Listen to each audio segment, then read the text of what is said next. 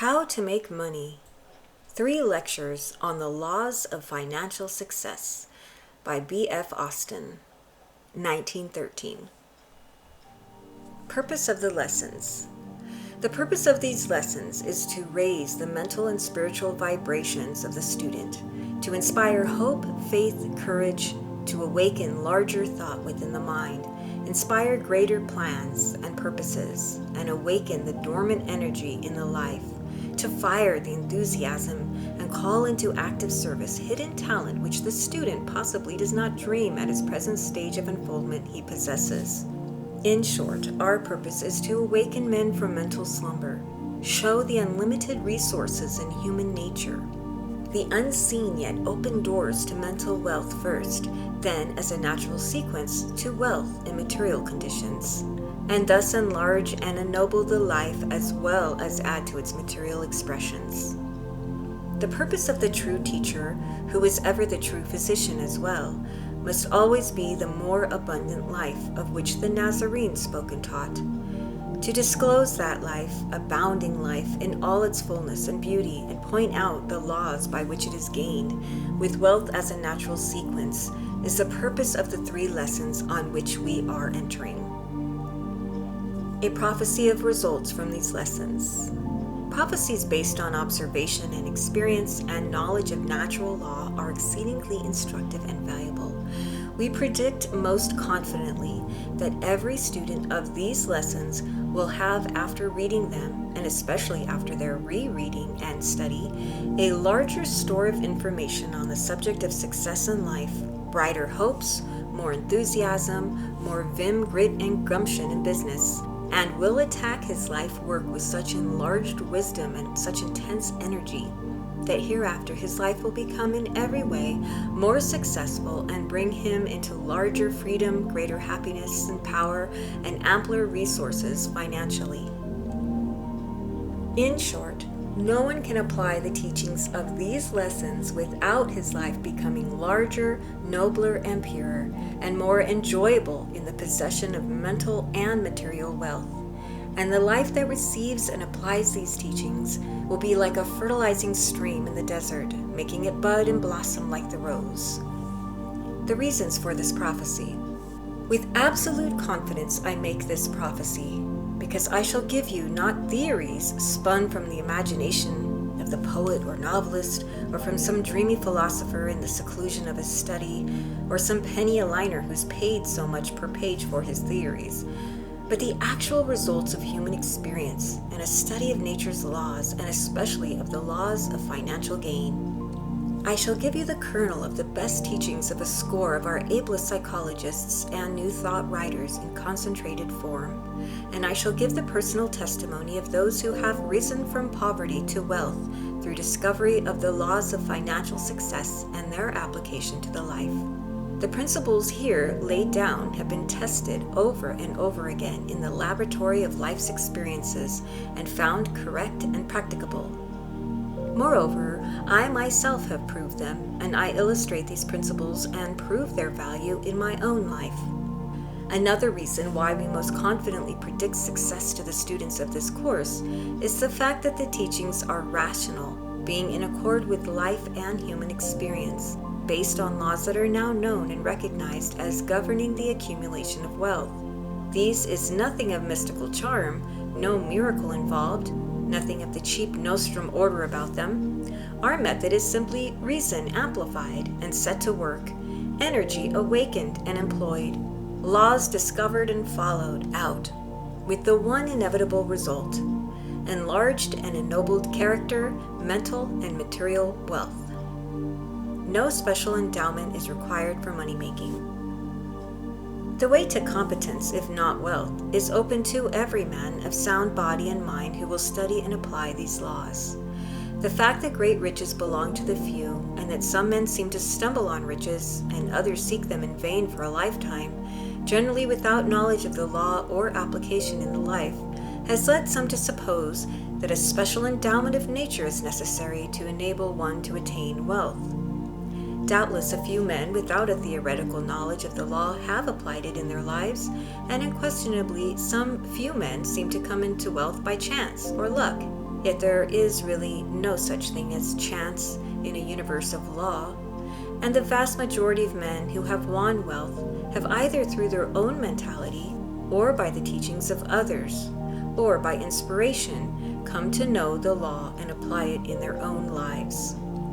Every man of sound mind and body, we repeat, can become master of conditions in his life, in place of being enslaved, as the multitudes are, by these conditions. There is a pathway from poverty to wealth, from obscurity to fame, from weakness to strength, from the servile and pygmy condition of mind and life to kingship in mind and in estate. The door of opportunity is open, or at least unlocked. Nature plans abundance for all. Another introductory consideration worthy our attention is the fact that the evident plan of God as revealed in nature is abundance for all. Poverty is no part of nature's plan, but the very reverse is true. Nature designed abundance for all.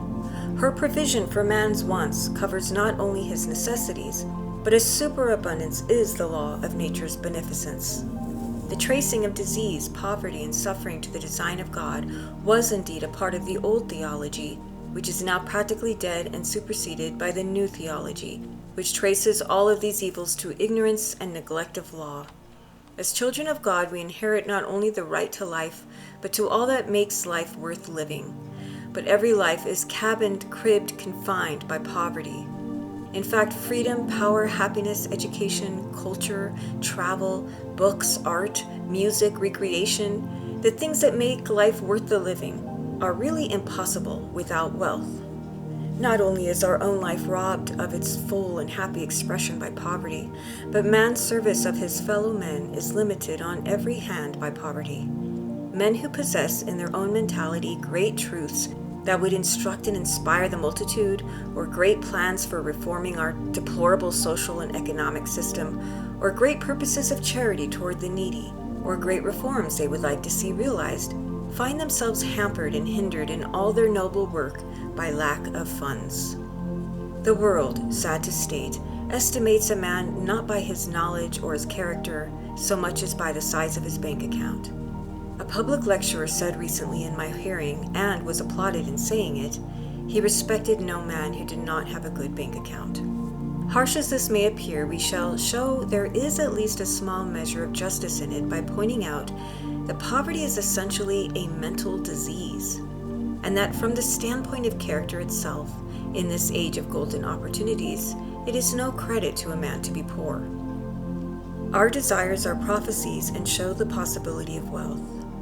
All students of nature and of man recognize that the possession of a desire within the soul for any real or supposed good is a natural prophecy proving there is somewhere in nature's realm a source of satisfaction for that desire. If my student then believes in a personal God as the designer of all things, can he possibly conclude that God intended to mock us by desires impossible of fulfillment? If so, as Helen Wilmans aptly declares, these desires implanted within us are simply promissory notes on a ruined bank. Again, if these desires for wealth are not true prophecies, man is destined as he emerges from barbarism to civilization to increasing misery and suffering, since desires multiply and intensify as man advances along the upward path of evolution. All studies, therefore, of nature and the human soul tend to convince us that man's life should have an abundance of temporal good. In short, that man should rule his conditions and not be ruled by them. We go still farther and unhesitatingly assert it is every man's duty to make all the money he can honestly. At first sight, it might seem that inheritors of great wealth, having no need of more money and no love of business or labor, might be excused from the task of money-making. Not so, however. Every man who enjoys the advantages of our wonderful civilization, who eats the food some toiler has grown, or wears the garments some toiler has made, who enjoys the protection which is freely granted to all, owes a personal debt to the world. Despite his large bank account and broad acres, he is but a refined pauper if in some way he does not add to the wealth of the world. And no man has enough wealth to supply not only his own need, but to fully meet the claims of a world in sickness, suffering, and sorrow, and to plan and prosecute the great living reforms of this age. A man should demand of himself, of society, of his God, abundance of temporal good. The stream of abundance should flow with increasing volume into his life, and the stream of beneficence should flow with equal freedom out of his heart and life to supply the higher needs of humanity. Freely receive, freely give. The ideal life is one in which a liberal, kingly income is assured, and a man in the royalty and beneficence of his nature should give like a king. No life can reach its maximum of enjoyment, power, and usefulness without wealth. Is there great danger in acquiring wealth? Undoubtedly, but great danger is still in the lack of wealth. The one great danger in acquiring money and in possessing it is the danger of becoming a slave to gold. This is one of the vilest forms of slavery, and perhaps no other form of idolatry is quite so benumbing to all the higher and diviner qualities of manhood as avarice. The miser is of all characters most despised and illustrates the truth of the old proverb, "Money is a good servant, but a hard master." No other type of character exhibits such unreasoning folly and seems so fully to merit the rebuke, "Thou fool." The one safeguard in the acquisition of wealth is the constant, unremitting cultivation of the human sympathies and the exercise of benevolence. Without this, the acquisition of money is generally attended by a freezing up of moral nature and a growing love for money for purely selfish purposes, or for money's sake, ending in avarice and the wretched condition of the miser. It is quite easy to see how the rigid economy many feel called upon to exercise in rising from poverty to wealth, and the constant mental habit of reaching out in desire and act for material gain, would in the lapse of years work a transformation of character, so that men who set out in life with an ambition to acquire a fortune for the uplift of humanity find with the gaining of the fortune they have lost all benevolent desire. This is an unspeakable calamity to multitudes of men who become enslaved not by money, but by the love of money, and miss the grandest opportunity of a life dowered with the possession of money, the privilege of using wealth to enrich themselves and their fellows with that increasing knowledge, happiness, and virtue that constitute the eternal riches of the soul. Better 1,000-fold for a man that he live and die under the disadvantages and limitations and hardships of poverty and retain the spirit of brotherhood and humanity in his heart, than to acquire the wealth of Croesus and shrink his soul up to the littleness, meanness, and wretchedness of a miser. A very good test of our own soul attitude toward money, a very fair indication of how we would use great wealth if it came to us, may be had in the serious answer of the question, how are we using the measure of wealth which is ours today? How much have we contributed to purely benevolent objects this past year? A man should ever recognize his own kingship and demand a liberal income from the world, and it is his business to see to it that all obstacles in himself and his environment are removed which would hinder a generous flow of nature's great stream of opulence toward himself. And then he should live like a king and be as generous as a king with his fellow men. We seek to intensify your desires for wealth. In place of encouraging contentment with poverty, we preach the gospel of discontent. We should whet your desires for wealth and intensify your love, not of money, but of the good things in life which money represents. It is a misinterpretation of life and of all true religion to deny either the vast advantages of money on the one hand, or the right and duty of all men to possess and use it in as large a degree as is consistent with honor and justice. The inherent desires of men, the demands of the world today upon us in our complex civilization, the law of opulence everywhere seen in nature, all prove that men ought to conquer conditions and amass wealth. Lesson 1. The Making Over of Oneself. Our first lesson is introductory, desiring to give the student the right viewpoint of the subject, to enable him to see clearly the relation between character and achievements in life, and to clear the ground for the practical rules and instructions to follow. Our first rule, then, and one of the most important of all, is this: make yourself over. The student of these lessons will very probably interpose this objection. We expected to get practical instructions in money-making, and our teachers giving us theoretical instruction in the building of character? And for the very good reason that money-making, money-keeping, and right money-making depend on character. Nothing more directly bearing on material interests could be given a student than the upbuilding of a strong, progressive, courageous, and determined character. All real success in life, in all departments of human endeavor, depends on that. Men conquer material conditions by first conquering themselves. Men become rich in worldly goods by becoming rich in intellectual power, in faith, hope, courage, and in the creative powers of the mind. The outward life is a reflex of the inward life, and no man can become master of the outward and physical realms who does not master the kingdom within. No one is prepared to make wealth, conserve wealth, or rightly use wealth who is in mental poverty, moral weakness, or of a cowardly spirit. The great Master of Nazareth knew the order in which happiness, harmony, health, and riches, in fact all outward good, come into the life, and expressed it when he said, "Seek first the kingdom that is within, and all these things shall be added unto you." Multitudes of men want results in their lives without the trouble on their part of furnishing the efficient cause. But results do not come from mere wishing. Harvests do not come without the sweat and toil of the laborer and the sowing of the seed.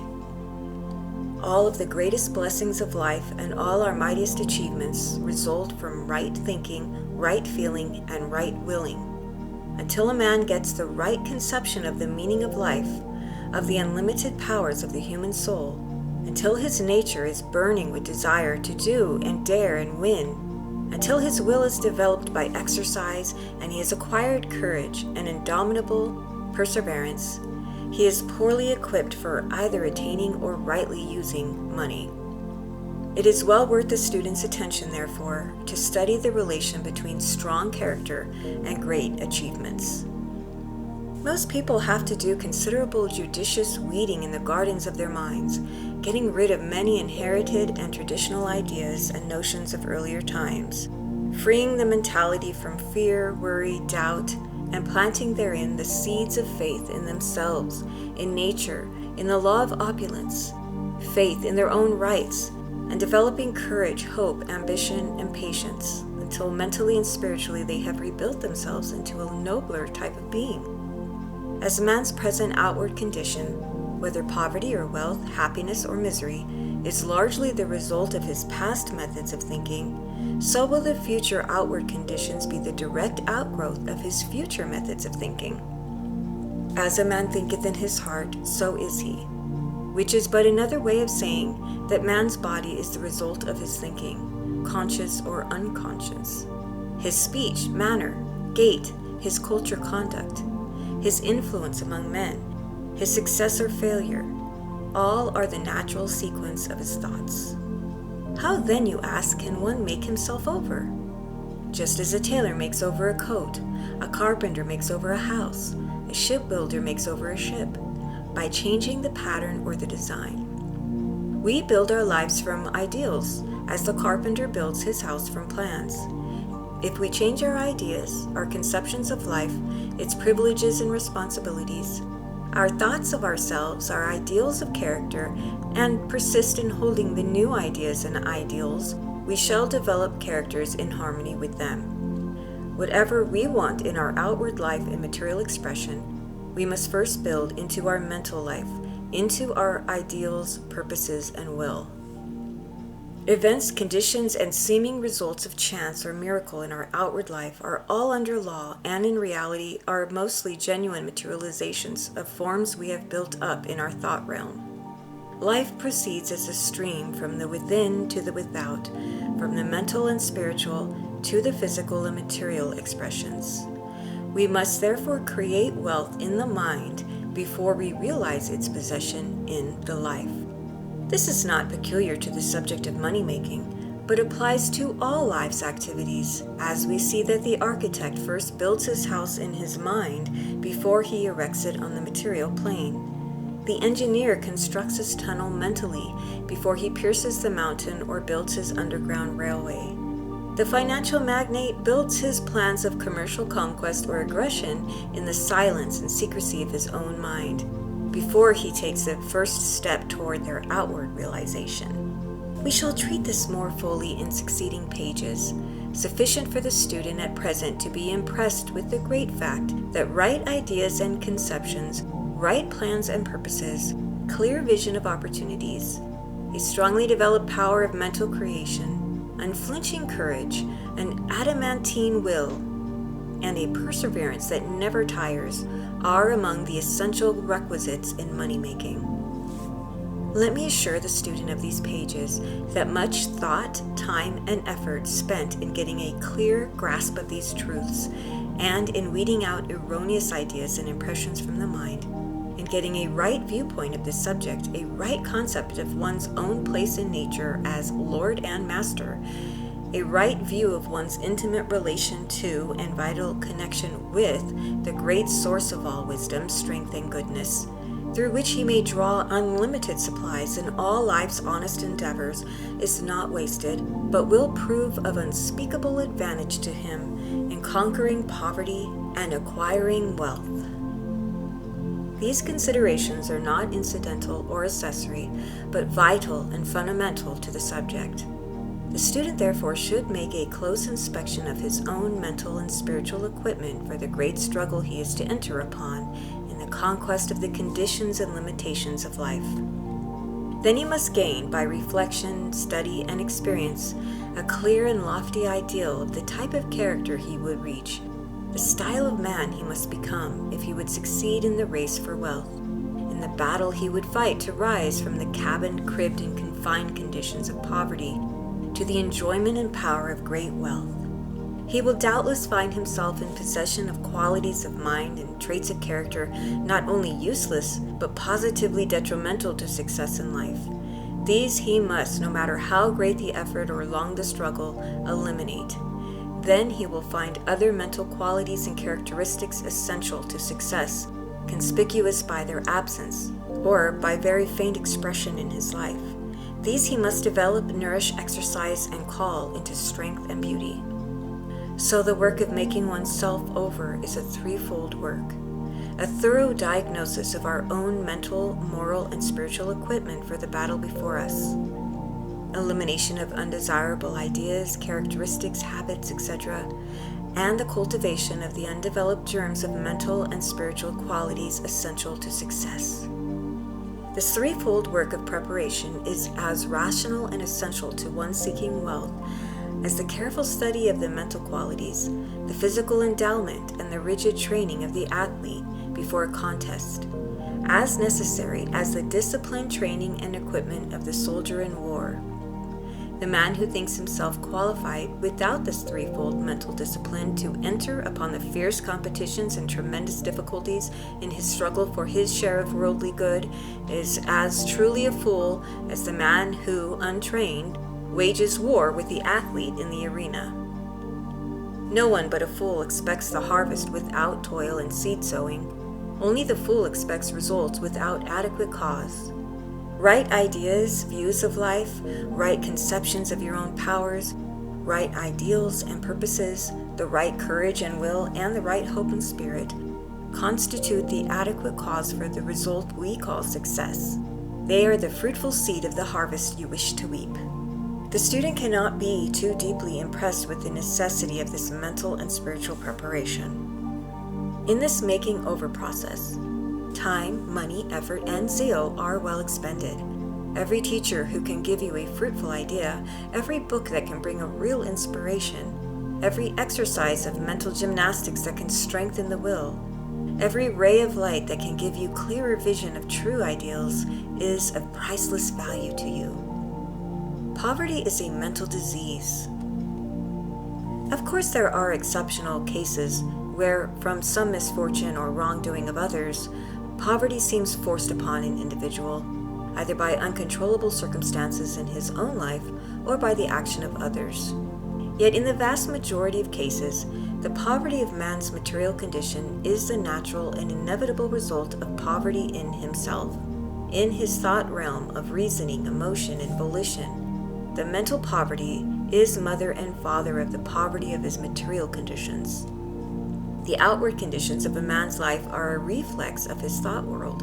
This view of the case will help the student in his resolve to thoroughly diagnose the condition of his thought realm and to bring his mental machinery into such a state of efficiency that his whole character will assume a nobler type, and with the natural result that his outer conditions shall reflect his improved mentality. Eliminate wrong ideas, ideals, moods. Among the erroneous notions which it may be necessary to root out of the mind is the thought, traceable to false religious teaching, that the possession of much money is not in harmony with true religion. It is quite true that the love of money is a root of evil, and that many who have great wealth are under great temptations to neglect their spiritual interests. But note this fact that while money loved and worshipped and money hoarded by miserly avarice are great evils and a source of great temptation, poverty, on the other hand, has its peculiar evils as well, and temptations, and that no position in life is free from possible temptation. While every blessing in life, by abuse, many become a curse. Note also that the evident design of nature is abundance, and not poverty, so that while we may say God is the author of beneficence and abundance, and nature's law is certainly opulence, no one can say God is the author of poverty. The end nature aims at is abundance for all, and if we must find an origin for poverty, we can never trace it to divine design. The notion that sickness, suffering, and poverty are in any way necessarily related to a religious life is one of the falsest teachings ever given out in the name of religion. God is the author of health, happiness, wealth, and wisdom. And sickness, misery, poverty, ignorance are incidents of our undeveloped condition or results of our own neglect. No life under the blighting influence of poverty can prove the abundant life, the full-orbed, symmetrical, and beneficent life which every rational man desires. The worry fiend and his allies must be routed if you are to secure that peace and inward calm so essential to efficient thinking and working. Psychology today in trumpet tones declares that no one can enjoy health who is a victim of worry, anger, jealousy, or fear. Along with these, we should put irresolution, timidity, depression, lack of confidence in oneself, all of them negative emotions, utterly unfitting us for the conflict of life.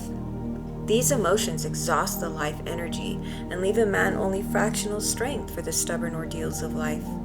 People suffer more real exhaustion and loss from the evils they fear, but which never happen, than they do from evils that actually materialize in their lives.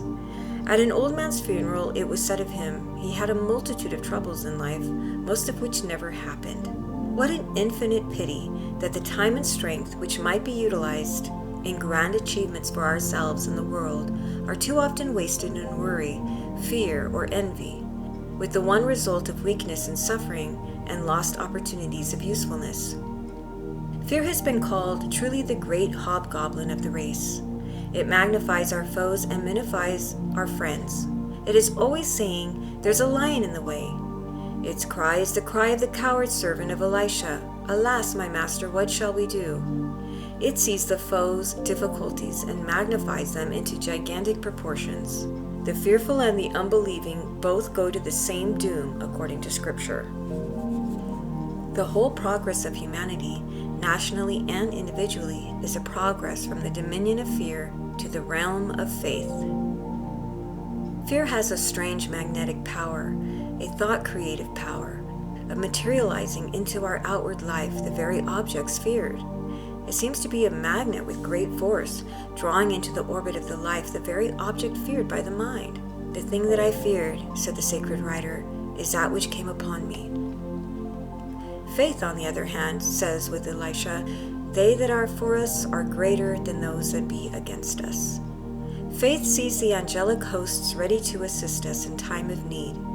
Let the student remember the axiom thought takes form in action and being. The way to drive out worry, fear, etc. In place of centering our thought upon the worry, fears, doubts, and irresolution, which constitute man's mental poison, the proper method is to forget that these have controlled us and put all our mental effort into the cultivation of their antidotes: peace, trust, faith, resolution, courage. The expulsive power of a new and contrary idea or affection is recognized by all psychologists, and from the standpoint of mental science, we should not allow the mind to dwell upon undesirable qualities or things. Think health, not sickness; success, not failure; courage, not fear; faith, not doubt; the increasing good coming into your life, not the evil. Especially is it necessary to enlarge and strengthen faith, which is not a mere belief or assent of the understanding to certain statements, but as Edward E. Beals expresses it, faith is the trolley pole which one raises to meet the great forces of life and nature, and by means of which one receives the inflow of the power which is behind and in all things, and is enabled to apply that power to the running of his own affairs. The illustration is most apt and forcible. Faith is the vital bond of connection between the soul of man and its infinite source of supply. It is more. It is the great awakener of the latent forces in the soul of man. To the sick it uncaps the fountain of healing waters in the soul and floods the whole spiritual nature with new life and power. To the weak it brings strength, to the timid courage, to the despairing hope. Faith opens the soul's interior vision and discloses the realities of the spirit realm, realities that, being recognized and patiently waited for, have the strange power of materializing themselves in our outward life conditions.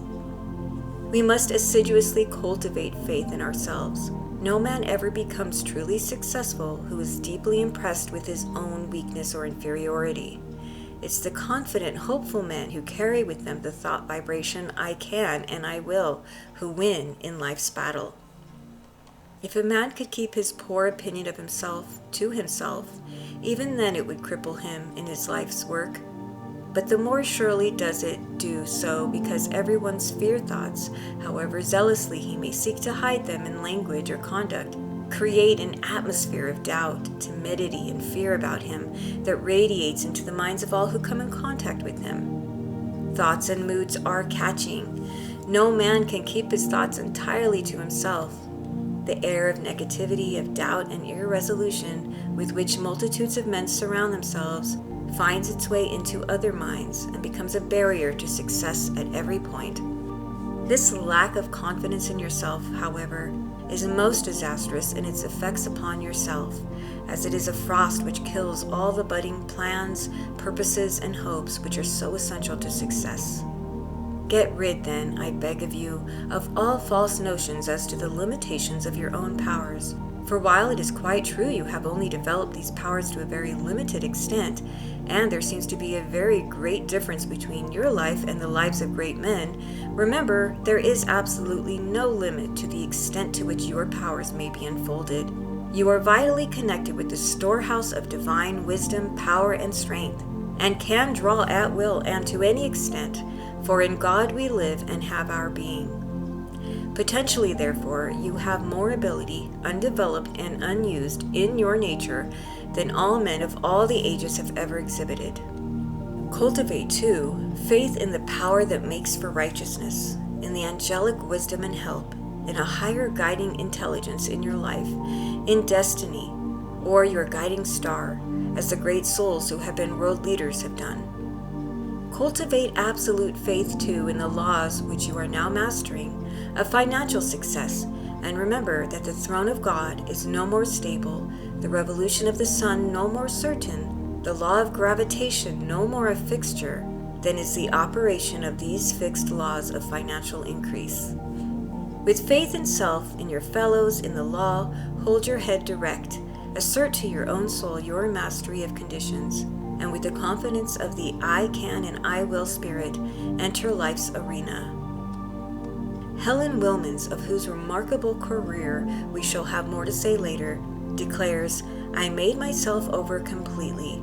From being like a limp rag, I became sufficiently positive to conquer all my environments. In another place she declares, I became as a god and knew that no power could come against me. Claim for yourself unlimited power, wisdom. Until a man gets at least a glimpse into the depths of human nature, he can never realize himself or life's possibilities. So long as he measures himself and sets limitations on his forces, so long will he limit his achievements and all his life expressions.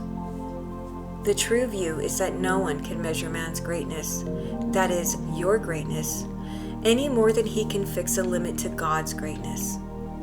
Man, as child of God, started on eternal progression, is germinally at least a God, and the clearer his vision of this truth, the more constant his recognition of this fact, the faster will divinity manifest in his character and life.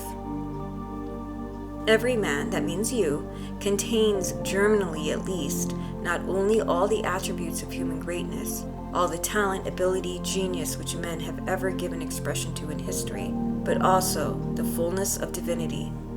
The human race is a family of the gods. You have therefore not one talent, but the whole 10 of human endowment. You have genius, which is but concentrated energy and preserving willpower. You have all power, even as Jesus declared of himself. You are more than able to conquer. Hold this thought. It means success. Lesson 2. Principles and Methods of Success. Keep body and mind in tip-top condition.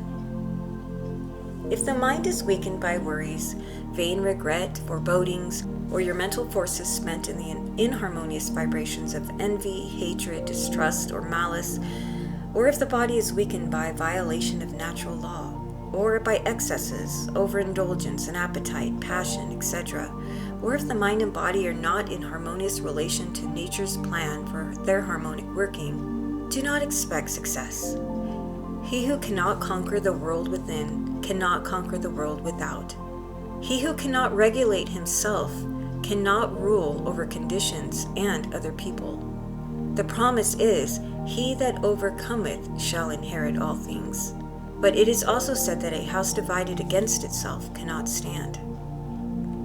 In the first-class condition of mind and body and their harmonious working on nature's plan, which we shall presently explain, is developed the power to tide one over difficulties, to triumph over conditions of inheritance, poor environment, and seemingly insuperable obstacles, and win one's way steadily to the heights of success.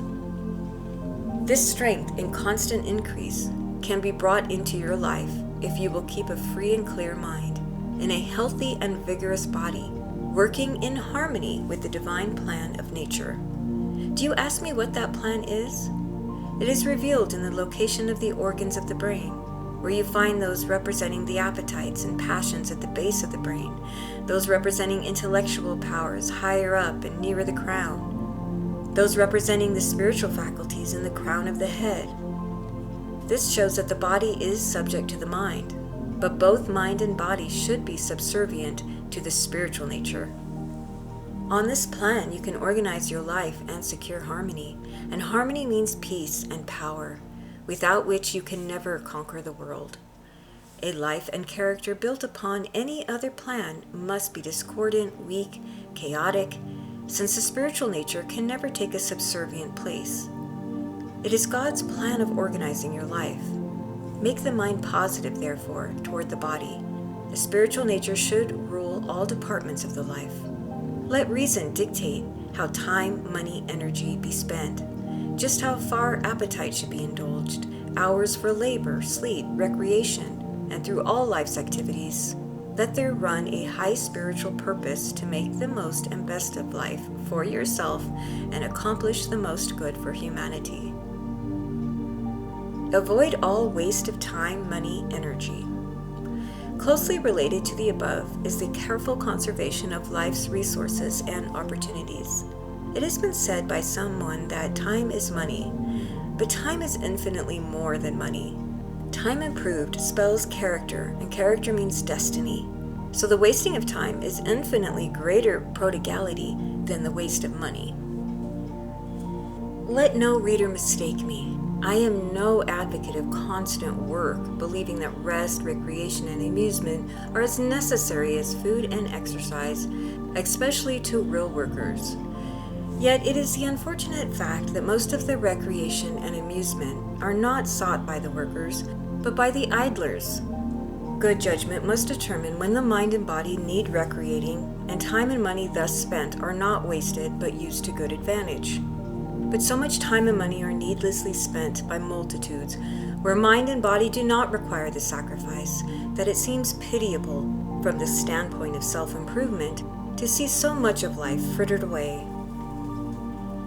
The hours spent needlessly by men and boys, if improved in study or practice, would soon mean greater efficiency in labor, better wages, shorter hours, and comfort, if not affluence. Money spent on cigars, occasional drinks, or other useless expenditures, if saved and invested, would soon give the very capital required as the foundation of a fortune. And how much human strength and magnetic force is wasted by many in idle talk, or senseless activity, or sensual indulgence, that would give vigor to the blow, conviction and power to the statement, or charm and winning force to the personality, if conserved in place of wasted. Thousands of men go to business every day depleted of the very vital and magnetic forces necessary to success, because they have not had moral courage and strength to govern the body and its passions in place of being governed by them. Overindulgence in this regard has ruined many a man's prospects for life. The conservation of the vital germinal forces in the human body gives light to the eye, charm to the voice, magnetic power to the personality, and that indefinable yet most potential ability to find one's way into the good graces and wishes of others, upon which success so largely depends. If you want to win, go to business, to the office, to the conference, or to the public meeting, brim full of vitality, and people will realize without any act on your part that a king is in their midst. Cultivate seership in business. There is such a thing as business clairvoyance, and to be successful, a man must develop this inner vision of the soul so that he can discover the doors of opportunity, the pathways around him leading to success. He must cultivate alertness of mind, close powers of observation, careful study of present and prospective conditions, and set his imagination at work in constructive planning for success. In the silence, a man must commune with his own soul and with present conditions, and then build up mentally better possible conditions for the future. A stolid multitude crosses the continent, but having eyes to see, they see not the open doors to wealth in the unused water power, in the desert convertible into a paradise by a stream of water, in the outcropping ore convertible into an El Dorado. And having ears to hear, they hear not the many voices calling for the strong arm of labor and the fertile mind to change the wilderness into a garden of roses. One man in 1,000 possesses business clairvoyance as a natural gift. Others, by attention, care, and study, can develop it. And to those who thus find the door of opportunity, the rest is easy. Says I to myself, autosuggestion. Undoubtedly, the most remarkable discovery in psychology in our times is the wonderful power of suggestion in the formation of character and the awakening of the soul's powers. It has been found that our lives are ruled to a large extent by suggestion, i.e., by impressions made upon the mind by what we see, hear, and sense, or by telepathic action of other minds. This is true of men generally, and in the ordinary waking state that they are ruled and governed more largely in this way than would at first sight seem possible. Under suggestion received from without or by telepathy, men often do what they had not planned, what in some cases they had not dared to do, and often with most surprising results to themselves and to others. Under suggestion, men have undertaken tasks that ordinarily would have appalled them, sometimes meeting with phenomenal success, sometimes developing in the very novel attempts thus inspired powers of mind and body they did not believe themselves to possess, and often gathering to themselves new strength and inspiration in their life work. While this is true of suggestion received in the normal working state, it is found that suggestion given to one in sleep or in the hypnotic condition enters more deeply into the nature, affects the life much more powerfully, and has a most surprising, a seemingly magical effect in calling out the latent powers and talents of the soul. Indeed, the records of the results of suggestion are so wonderful that it may be looked upon as the real Aladdin lamp of modern times in psychology. Its effects are seen not only in a changed and strengthened mental condition, greater courage, faith, daring, and ability, but its marvelous results on the human body are now fully recognized in the cure of disease, the conquest of the drink and opium habit, and the general regeneration of the human system. Educators of the new school and all students of the new psychology know it to be one of the most efficient instruments in the building of character and the proper training of children. Through its power, parents today, by mental suggestion to their sleeping children, are building up a loftier type of manhood and womanhood for the future, endued with powers of mind and body surpassing those of past days. While all this and much more is true of suggestion, and many are silently curing the sick and reforming the vicious by proper suggestions administered to them in sleep, it's not generally known that the same wonderful power may be applied by a person to himself by what is known as autosuggestion. The great subconscious mind, which is not a second mind or a separate mind, but that most reservoir of subjective mental activities which is continually active, which works automatically, which reasons only deductively, which presides over all the vital functions, digestion, circulation, respiration, secretion, nutrition, etc., and rules us absolutely in sleep and hypnosis, is amenable to suggestion by our normal waking consciousness. All our ordinary thinking, our experiences of every kind, constitute suggestions to the subjective mind, which receives them as the hopper receives all grain, and forthwith proceeds to grind them up into material for the building of our minds, and into patterns and ideals for the rebuilding of our bodies. So we are constantly furnishing these suggestions to the subjective mind and constantly rebuilding mind and body according to suggestions given. If then we want health, vigor, soundness of body, strong mentality, great courage, faith, and willpower, we must make suggestions along these lines by constantly affirming to ourselves the possession of these qualities, and assuredly we will find them developed in our characters and abundantly manifested in our lives. A fixed idea of health, happiness, success implanted in the mind by his power of autosuggestion is worth more than a fortune to any man. In this way, we should, by a steady habit of autosuggestion, fix in the subjective mind the strongest possible faith in our ability. Dr. Quackenbos of Columbia University has accomplished seemingly miraculous results in developing great ability in music and art in boys and girls in a few months by suggestion, which would ordinarily have taken years of training, and which ability might never have manifested under any length of training, but for the strange power which suggestion has of calling out the latent powers of the soul. Suggestions given to a pupil under hypnosis are accepted with unquestioned faith, and faith seems to have a mysterious power of healing and inspiring, and especially of awakening talent lying dormant. Men generally can do what they believe they can do, and they cannot do what they believe they cannot do. We see this in the hypnotized boy who, being told he cannot cross a certain line on the floor, struggles in vain to cross it, his belief holding him in captivity and utterly suppressing his natural physical powers. On the other hand, I have frequently heard the hypnotized lad, under suggestion that he was a noted orator, arise and deliver a surprising address of which he was utterly incapable in his normal state.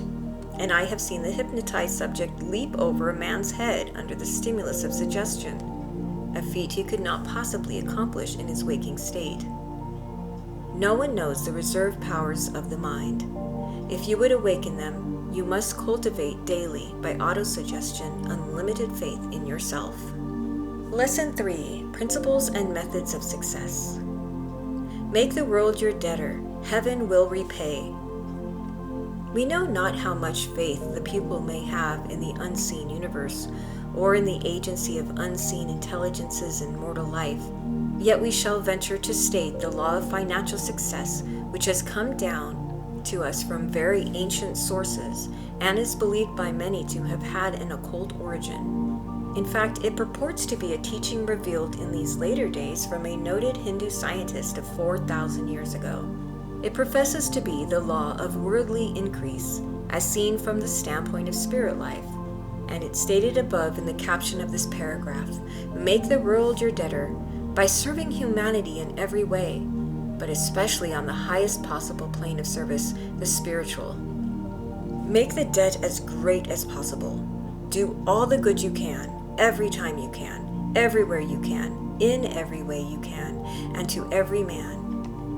The underlying thought is that the angels who administers God's providence here on the mortal plane and are guardians over humanity will accept as done unto themselves every act of kindness to mortals, and endeavor to repay not only in spiritual but also in temporal good. The thought of the kindly sympathy and help of the angels of God must bring strength and cheer to every worker for human good. Great ideas and projects interest great minds. Most lives, as we have already pointed out, are poor and mean in their outward expression and conditions, because the individuals are mentally poor and poverty-stricken. Little thoughts, plans, ideals beget little interest, little effort, little zeal in the individual, and awaken little or no interest in other minds. The radical difference between the popcorn man on the corner and the captain of industry or the financial magnate is in the size of their ideas and conceptions. Popcorn ideas beget a popcorn life. Great ideas, projects, enterprises, on the other hand, rouse the soul of the individual to zeal, effort, courage, daring, commensurate with the great ideas. Great men cannot be approached with any project of a trifling character. Time and mental force are too valuable to waste on things not worthwhile.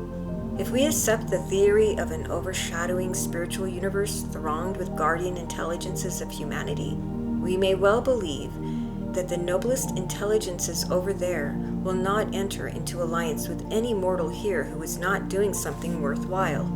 A man should continually plan greater and still greater enterprises for himself, should have the courage and daring to embark upon these new enterprises, trusting in the unfolding powers of his own soul, in the great law of evolution, in the angelic help, and in the star of destiny to crown his efforts with success. Great ideas and projects, if accompanied by sound judgment, proper plans, and proportionate zeal, produce great men and great success. Cultivate strength of willpower. The will is the directive faculty of the soul, and when in harmony with nature, may become the channel of personal and spiritual energy as real as the force of gravitation or electricity. If wrongly directed, it cannot of itself ensure success, for the human will must ever be subject to and in harmony with the divine will. Some teachers and writers speak as though the individual man simply by willpower could set aside the laws of nature, or thwart the divine will as expressed in general law. Not so. As well assert that a man, by taking hold of his bootstraps, could lift himself over a mountain. But where a man wills truth and righteousness, or formulates any great plan in harmony with nature's ordination, the will of man thus becomes one with the universal will, which is a channel of the divine forces of the universe. There seems to be no real limit to human achievement in harmony with nature's laws if pursued unfalteringly by a strong and unconquerable will. The basis of all personal power resides in this will. All great and successful characters possess it in high degree. A strong will is a mighty cyclonic force in human nature that creates a current of vibrations toward its possessor, along which are brought to him the very objects willed. It operates by natural law, yet its results seem at times miraculous. The pupil should, by frequent affirmation to himself in the temple of his own soul, assert his will and ability to conquer all difficulties. Many have suggested this affirmation for constant use. I can and I will. The human will, that force unseen, the offspring of a deathless soul, can hew a way to any goal, though walls of granite intervene. It was this willpower developed in high degree which transformed the little Corsican into the most magnificent military leader and conqueror the world ever saw, Napoleon Bonaparte. He would regard nothing as impossible, insisting that the word impossible was only found in the dictionary of fools, that it was not a French word at all. When told that the Alps stood in the way of his victorious march into Italy, he simply said, "There shall be no Alps." And the simple impasse was the result. Keep a watchful eye for opportunities. The seeker of wealth must keep all his mental faculties alert and watching for openings, chances, favorable tides, and be fertile enough in plans and bold enough in courage to turn them to account. Once to every man and nation comes the moment to decide. Shakespeare says there is a tide in the affairs of men, which taken at its flood leads on to fortune. A man should be ready in advance for these open doors. The man in service should always be ready for a higher post. He who does not more than fill his position is not fitted for a higher one. Read the lives of men who have risen from the lowest to the highest rung of the ladder, and you will find men who have prepared themselves in advance, and by extra service prepared their own advance. When the door opens, enter. When opportunity comes your way, seize her by the forelock, for as the ancients declared, she is bald behind.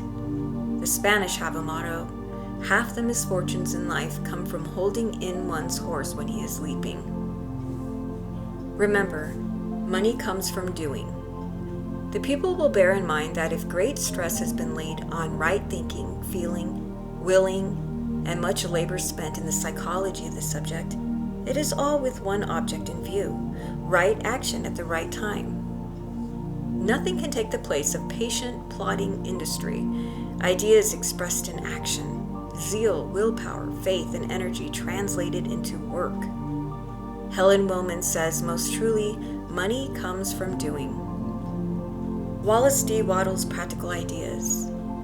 In a little pamphlet, How to Get What You Want, Mr. Wallace D. Wattles gives some very valuable and pertinent advice on money-making, as well as on other lines of success. We summarize a few of his most practical teachings.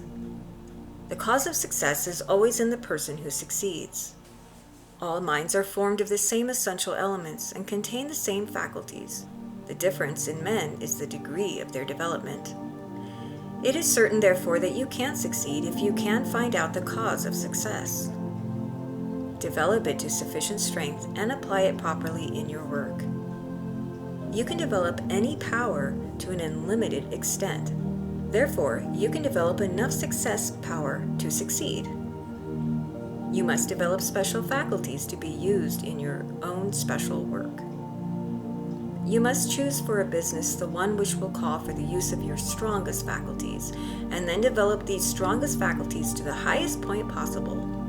Success depends not alone or chiefly on the possession of these special faculties, which are only the tools of success, but more upon the power which uses the tools.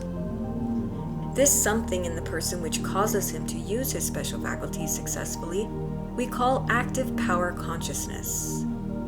It is poise and more than poise. It is faith and more than faith. It is what you feel when you know you can do a thing and know how to do the thing. You must learn how to create this power consciousness so you will know you can do what you want to do. You must not only believe you can succeed, but you must also know you can succeed. And the subconscious mind must know you can succeed as well as the objective mind. People may think objectively they can succeed, but subconsciously doubt that they will, and the subconscious doubt will thwart success. The subconscious mind must be thoroughly impregnated with the knowledge that you have the power and know how to use it and will use it. Repeated affirmations for a month, especially just before sleep, of such statements as the following will help you create the subconscious knowledge of success. I can succeed. I am successful. What others have done, I can do. I can do what I want to do. I can have what I want to have. To get more, you must make the best constructive use of what you have. Progress depends on the perfection of your use of what you have. The squirrel, by jumping through the law of evolution, in time obtains wings. You will never have wings if you only jump half as far as you can. Every person who does one thing perfectly is instantly presented with an opportunity of doing some larger thing. The law is that wherever an organization has more life than can find expression by functioning on a given plane, its surplus life lifts it to the next higher plane. Live for the future now, but do not live in the future now. Get more business, more friends, better position by using constructively what you have now. Concentrate all your constructive energies on the use of what you have today. Make every transaction, experience, even the adverse ones, a stepping stone to nobler things. Remember, it is a surplus of life, ability, on one plane which under evolution prepares for the next higher plane. Make friends by taking a real interest in everyone you meet. Fill perfectly every present relation and be ready in advance for the promotion sure to come. How Helen Wilmans Conquered Poverty. Lives of great men and of great women as well all remind us we can make our lives sublime. No truth in words impresses us so strongly as the truth in a life. Helen Wilmans' life story is a Bible of revelations for the age in which we live, full of the new thought, the new theology, and the divinest inspiration. Mrs. Wilmans declares that fear is at the bottom of poverty, fear of others and distrust of self. She declares, I have known poverty most thoroughly. I was held in a belief of its power all through the earlier part of my life. I looked to others as my superiors.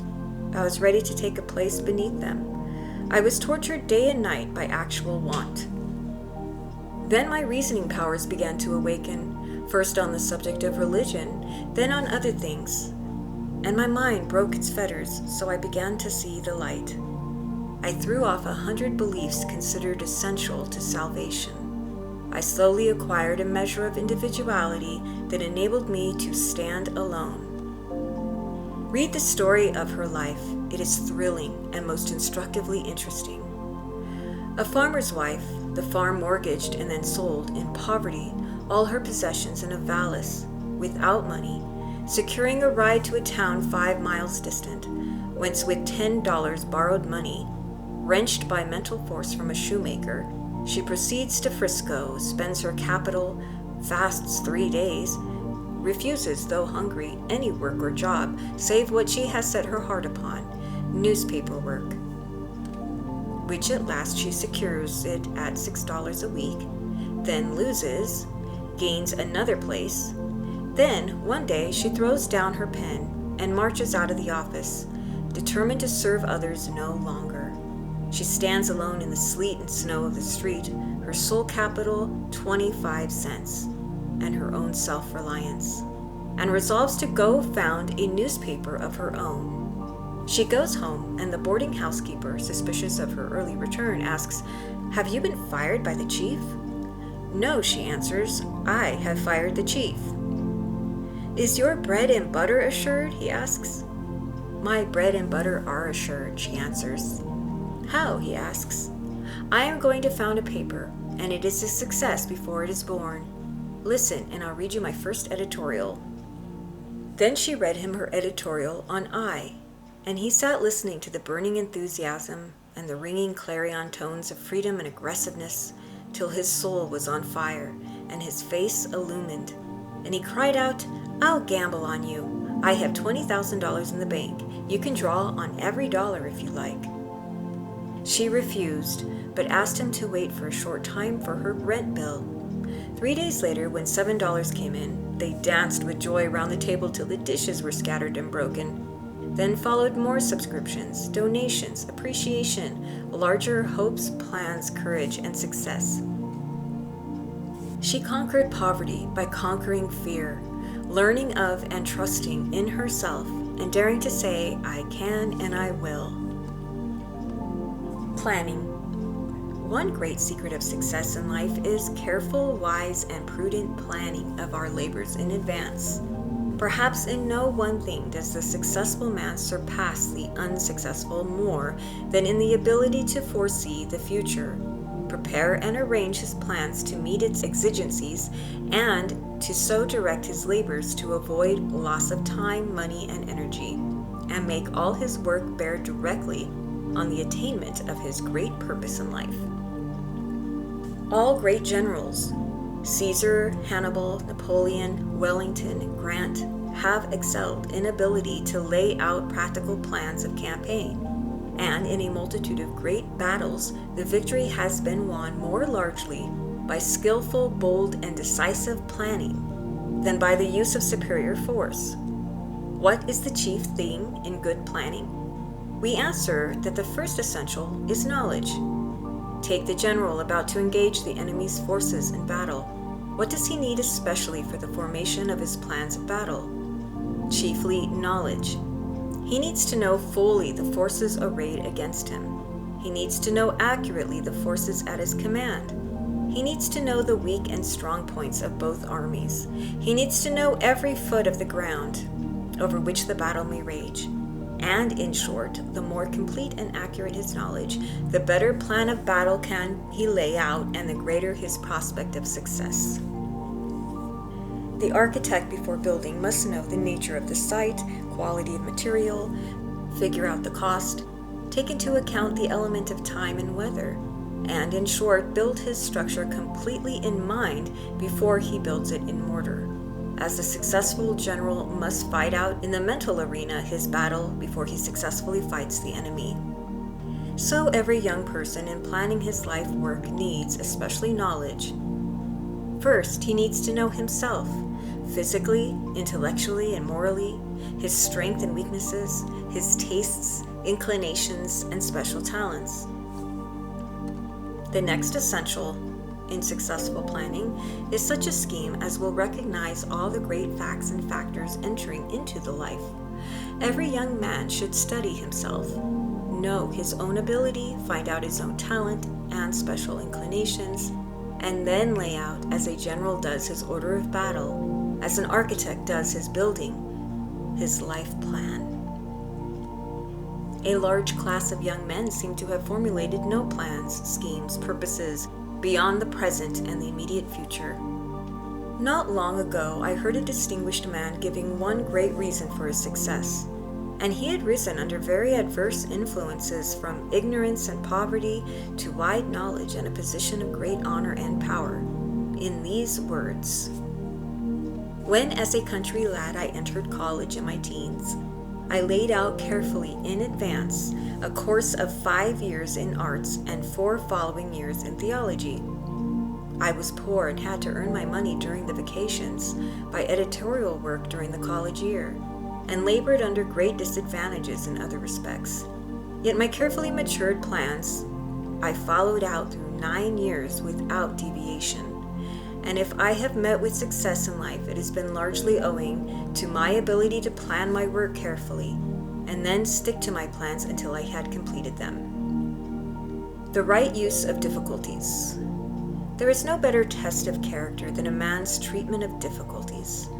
The coward shuns them. The lazy man tries to go around them. The idler dawdles in front of them, waiting like Macabre for something to turn up or some miracle to remove them. The baby man waits for some friend to lift him over them, but the manly man surmounts them. There are 2 important questions for young men. How are we to think about our difficulties? How are we to treat our difficulties? Number 1, how are we to think about the difficulties we meet in life? This is a question of vast importance, for upon its correct solution depends largely our happiness and our success. We should never look upon difficulties as misfortunes. They are often, and when rightly used, always among our greatest blessings. Difficulties encountered start the mind to active enterprise, develop the inventive genius, spur us to exertion, summon our resources, and exercise them for growth and enlargement. Difficulties are to young people what the wind is to the young oak, nature's method of causing us to lay hold more deeply on her strength and grow stronger fiber in our mental and moral being. Difficulties furnish us our grandest opportunities, becoming, as they do, the great incentive and inspiration to our undeveloped forces. They call forth our reserve power. They are heaven-ordained instrumentalities for awakening the slumbering powers within us to life and activity. A young man with many difficulties in his way ought to thank God and take courage. He should spell the word difficulties, but should pronounce it opportunities. Number 2, how are we to treat our difficulties? First, we must face them squarely. Many of life's difficulties are more imaginary than real. They dwindle to insignificance the moment we gaze resolutely upon them. Study them as carefully as you would an opponent in battle whom you are determined to conquer. Learn all you can from friend and foe about the difficulties you are encountering. Remember you are born to conquer and resolve to be a victor. Let there be no shunning, no whining, no waiting, no sickly babyish dependence on others. Your own right hand, your own strong heart, your own indomitable will, these can give you the victory. Take your difficulties as the athletes take their hard and rigid training, with a welcome. And remember, each difficulty conquered means more manly strength. Read the history of the world's greatest men and see how they conquered poverty, prejudice, and opposition, how they triumphed over bodily weakness. Out of weakness were made strong through difficulties, how they overcame mental and moral deficiencies and rose up giants from the contests and victors in the battle and became men of whom the world was not worthy because they overcame difficulties. Conquer your difficulties and you have conquered the world. Self-assertion as a success factor. Many a well-educated man of good address and ability fails to win a satisfactory position in life because he lacks self-assertion. He has a shrinking nature and abhors publicity. The thought of pushing himself forward is repugnant to him, and so he's left behind in the race by the hustling, stirring, vigorous people around him, many of whom do not possess 1/10 of his ability or natural advantages. Many young people have a totally mistaken conception of the meaning of healthy aggressiveness. They frequently confound it with egotistic boastfulness, decry it as a lack of modesty, and consider it the sign of a petty, vulgar soul. They think it unbecoming to try to make a good impression in regard to their own ability, and shrink from public gaze, believing that if they work hard, even in retirement, they will come out all right. As a matter of fact, however, in this competitive age, it is not only indispensable to have our mental storehouses well stocked with superior goods, but it is also necessary to advertise them. For even an inferior article, if well advertised, will often sell rapidly, while a superior one without advertisement will sell at a dead loss. No one sympathizes with the blatant, conceited, overconfident youth who has the list of his accomplishments and virtues at his tongue's end and inflicts them on anyone he can induce to listen. He is the very opposite of the unassuming young man who, while conscious of his power, makes no parade of it, but simply carries himself as if he knew his business thoroughly. When questioned as to what he can do, a modestly self-assertive person does not give weak, hesitating answers, saying, "I think I can do that," or "perhaps I could do it," creating a feeling of doubt, not only in his own mind, but also in that of his questioner, which undoubtedly acts to his disadvantage. He knows he can do certain things, and he says so with a confidence that carries conviction. This is a sort of self-assertion or self-confidence that young men and women must cultivate if they would raise themselves to their full value. It is a quality as far removed from vulgar, shallow self-conceit as the calm exercise of conscious power is from charlatanism. Thousands of young men and young women are occupying inferior positions today because of their over-humility, so to speak, or fear of seeming to put themselves forward. Many of them are conscious that they are much abler than the superintendents or managers over them, and are consequently dissatisfied, feeling that an injustice has been done them because they have been passed over in favor of more aggressive workers. But they have only themselves to blame. They have been too modest to assert themselves or to assume responsibility when occasions has warranted, thinking that in time their real ability would be discovered by their employers and that they would be advanced accordingly.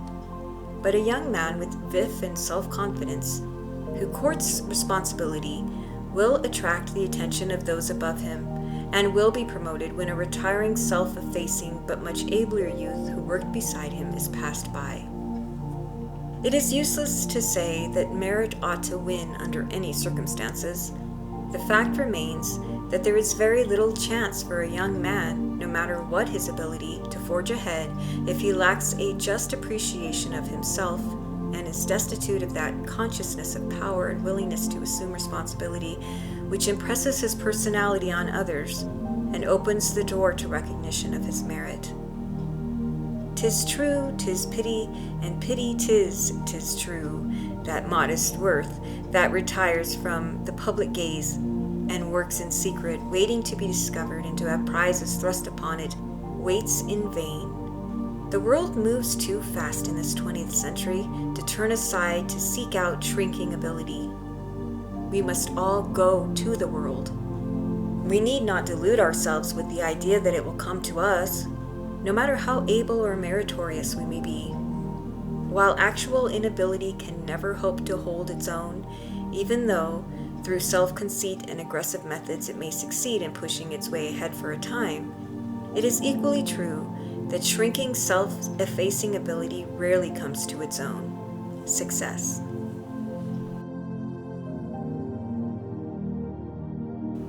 If you like this book and these types of videos, please like and subscribe or leave a comment. Thank you.